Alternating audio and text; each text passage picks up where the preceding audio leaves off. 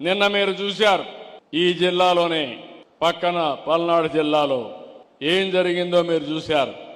అంటే బుకాయించేసి తప్పు చేసి మళ్ళా ఎదురుదాడి చేస్తున్నారంటే ఎలాంటి విధానాలు ఉన్నాయో మనం ఒక్కసారి గుర్తుపెట్టుకోవాల్సిన అవసరం ఉంది.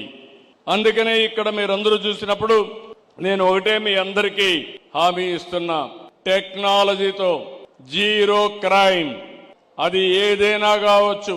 రేపు రాబోయే రోజులు ఇష్టానుసారంగా గంజాయి అమ్మతాం, గంజాయి సేవిస్తాం, గంజాయి పండిస్తాం. మమ్మల్ని అడగద్దంటే మాత్రం కుదరదు, తాట తీస్తామని మరొక్కసారి హెచ్చరిస్తున్నా వీళ్ళందరినీ. ఆడబిడ్డల్ని గొడవ చేస్తాం, వేధిస్తాం, లేకపోతే అత్యాచారాలు చేస్తాం, కానీ మమ్మల్ని అడగద్దంటే ఒకటే హామీ ఇస్తున్నా, అదే అలాంటి వారికి చివరి రోజు అవుతుందని మరొక్కసారి హెచ్చరిస్తున్నా.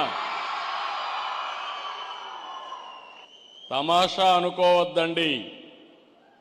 ఒకప్పుడు లేనప్పుడే చూపించా, టెక్నాలజీ లేనప్పుడే చూపించా.